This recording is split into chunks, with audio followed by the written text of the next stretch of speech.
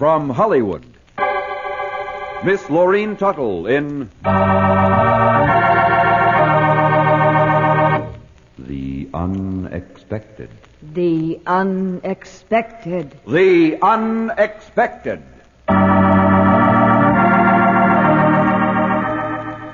Life is filled with the unexpected. Romantic, tragic, and mysterious endings to our most ordinary actions. Dreams come true, or dreams are shattered by sudden twists of fate in The Unexpected.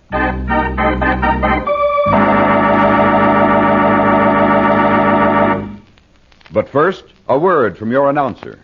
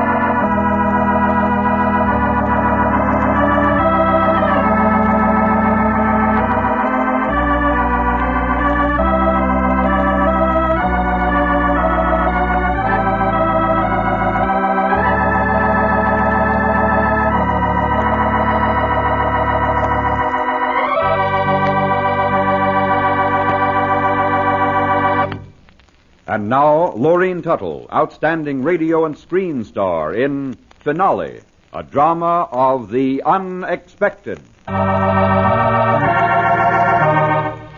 couldn't wait any longer.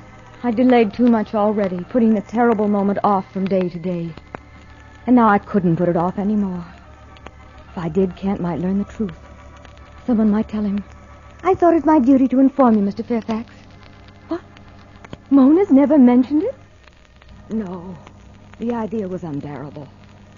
I'd have to do it myself, and soon. That afternoon was cold and black and unfriendly. I could feel the darkness closing in. Night was coming early. It pressed against my face, tighter and tighter, until I wanted to scream. Julie! Julie, come here. Hurry.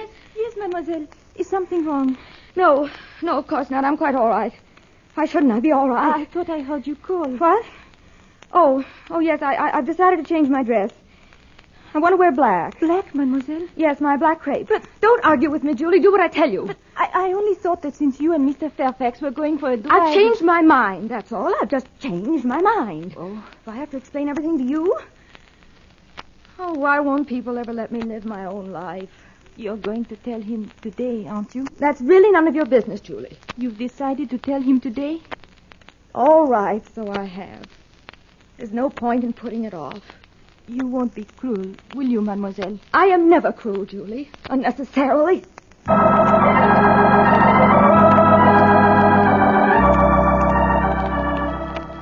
I was going to be cruel.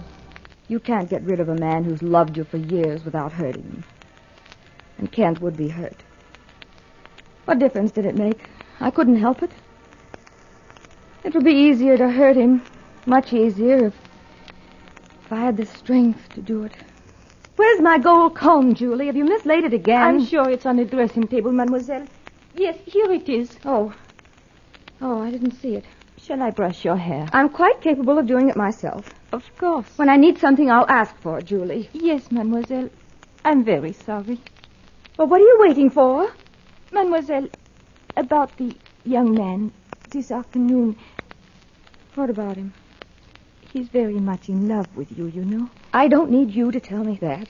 But perhaps you should explain to I've him. already decided exactly what I'm going to do. Stop prompting me, Julie. For heaven's sake, let me live my own life. I've already decided exactly what I'm going to do.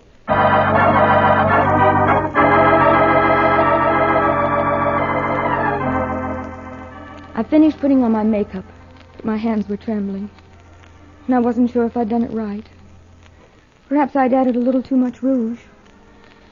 I didn't know why, but I was nervous, terribly nervous. I'd planned the whole thing so carefully. Nothing could go wrong. And yet I was frightened. What time is it, Julie? 4:15, mademoiselle. Oh. Now I want to be sure that everything is quite ready. Let's see, he'll come through the door bringing a box of candy or something equally useful. He'll set it on the little table and then... Should I let him kiss me, Julie? I wouldn't know, mademoiselle. Now, don't be difficult, please. When I ask you something, answer. Then I should say it doesn't matter whether you let him kiss you or not. It makes a great deal of difference, Julie. I think I will let him kiss me.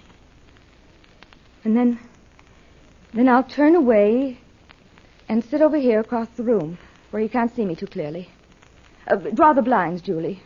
I don't want any daylight in the room. It isn't flattering, and I always feel more comfortable in the dark. It's almost dark now, mademoiselle. Close the blinds. There. That's much better. Now, shall I bring up the subject abruptly, or work the conversation gradually around until I'm ready to tell him? To be abrupt sounds fairer. I suppose you're right.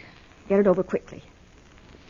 He won't understand at first, and then I'll get up, face the windows, and, keeping my back to him, make the whole thing quite clear. It's always much more convincing when you don't look at a man in the face. I wonder why. I have no idea, mademoiselle. You think you'll be very angry, Julie? Probably. But he'll get over it. Oh, yes. You needn't be quite so positive. I'm sorry.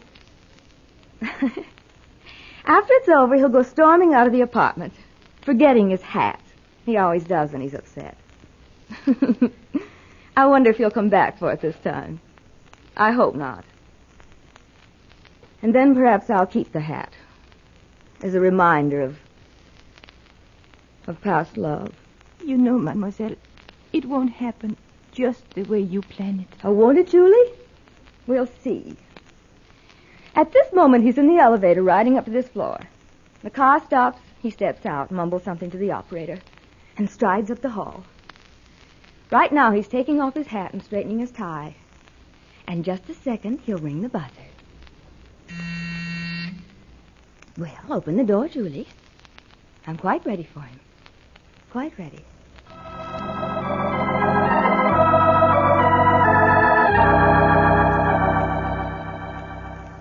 I've brought you some candy, Mona. Thank you, darling. I'll leave it here on the table.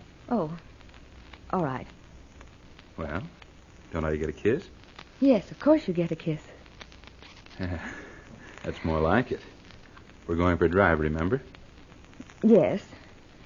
But first, let's sit here for a moment and talk. What about? Well, I'll be very frank, Kent. I think we should settle our problem today and not put it off any longer. I didn't know we had any problem, Mona. Oh, Kent, don't be difficult. You must know that something has happened to us. No, I'm afraid I don't. Well, try to understand what I'm saying, darling.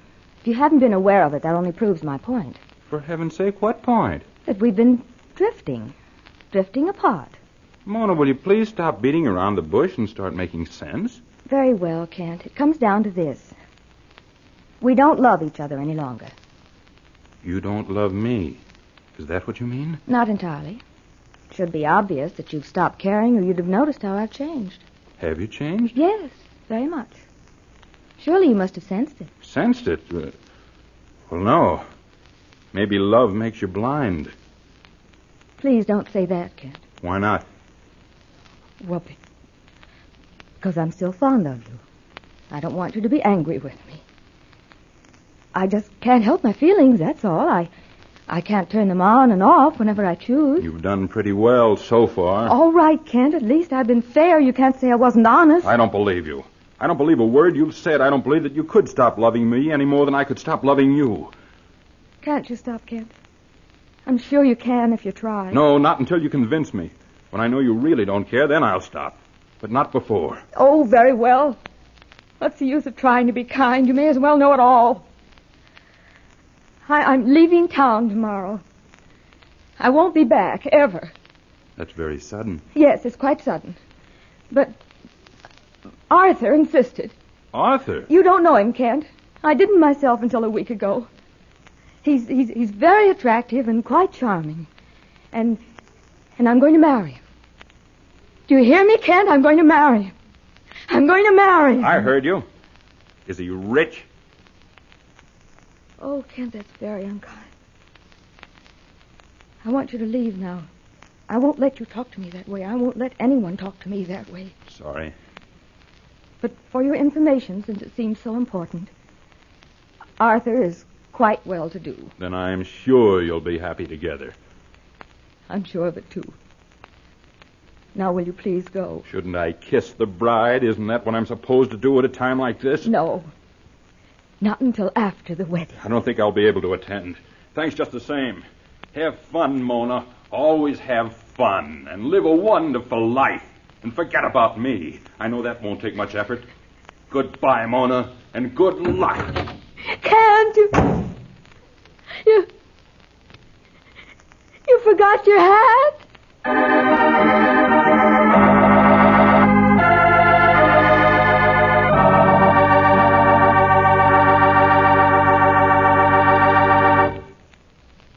You think it's all over, don't you? But wait. Fate takes a hand. Wait for the unexpected.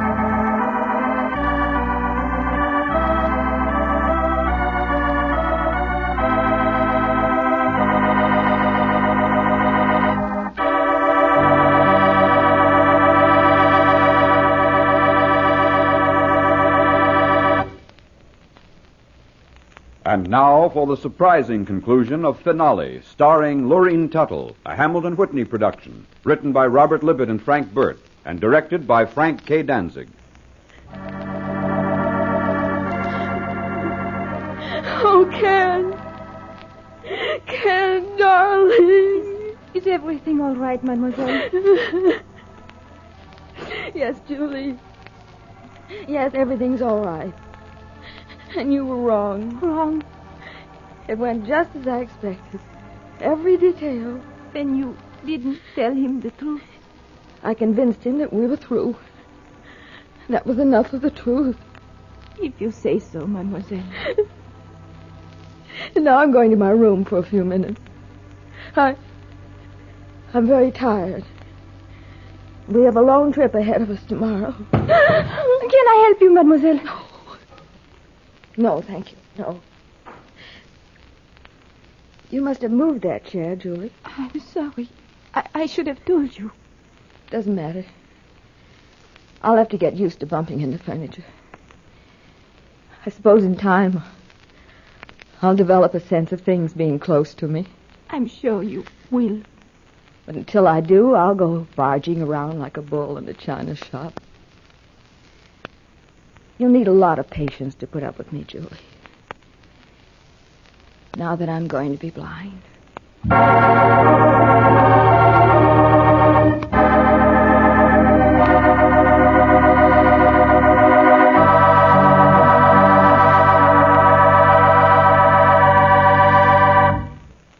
Finale starred Miss Lurene Tuttle.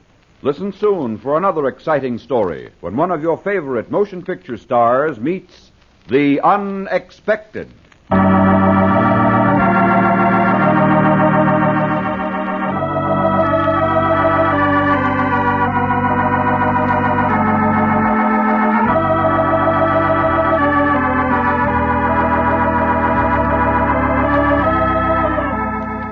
This program was transcribed in Hollywood.